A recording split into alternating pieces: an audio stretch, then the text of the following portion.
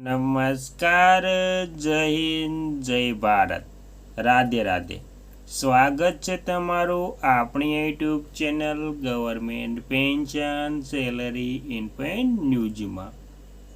તો આજે આપણે વાત કરવાના છે કે ગુજરાત રાજ્યના વિધવા બહેનો માટે નવા 5 લાખ જાહેર થયા છે તેના વિશે.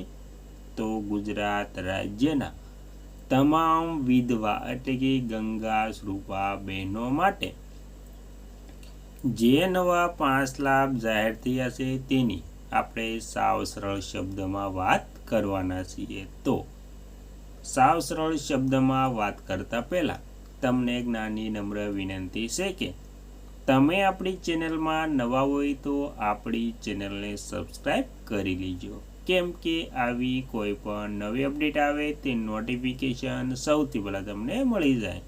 અને વિડીયો ગમે તો લાઈક કરવાનું ભૂલતા નહીં. તો વિગતવાર વાત કરીએ તો તમે પણ ગુજરાત રાજ્યના વિધવા બહેન હોય તો ગુજરાત રાજ્યની ગંગા સ્વરૂપા આર્થિક સહાય યોજના એટલે કે વિધવા સહાય યોજના હેઠળ રાજ્યની નિરાધાર અને વિધવા બહેનોને દર મહિને ₹1250ની આર્થિક મદદ સીધી બેંક ખાતામાં આપવામાં આવે છે.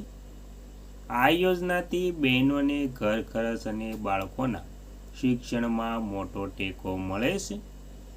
ગંગા સ્વરૂપા યોજના મુખ્ય 5 લાખ દર મહિને નાણાકીય પેન્શન.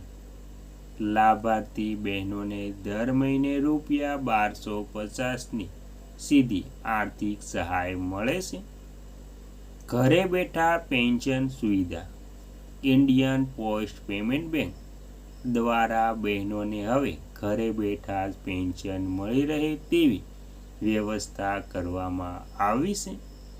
પુનઃલગ્ન માટે વિશેષ આર્થિક સહાય. તો જો 18થી 50 વર્ષની વયની કોઈ ગંગા સ્વરૂપા બહેન પુનઃલગ્ન કરે છે તો તેમને સરકાર તરફથી પુનઃસ્થાપન માટે અલગથી આર્થિક સહાય આપવામાં આવે છે. બાળકોના ઉછેર અને શિક્ષણમાં મદદ. મળતી માસિક રકમની વિધવા માતાઓના પોતાના સંતાનનું શિક્ષણ અને ભરણપોષણ સારી રીતે કરી શકે તે માટે વિધવા મહિલાઓ યોજના માટે વિધવાઓને 1250ની સહાય સીધી તેમના બેંક ખાતામાં જમા કરવામાં આવે છે. અને ત્યારબાદ વિગતવાર ઉંમર કે પુત્રની શરતોમાં રાહત. 21 વર્ષથી વધુ ઉંમરનો પુત્ર હોય તો પણ આ યોજનાનો લાભ ચાલુ રહેશે, જેથી જરૂરિયાતમંદ બહેનો વંચિત રહી નહીં જાય.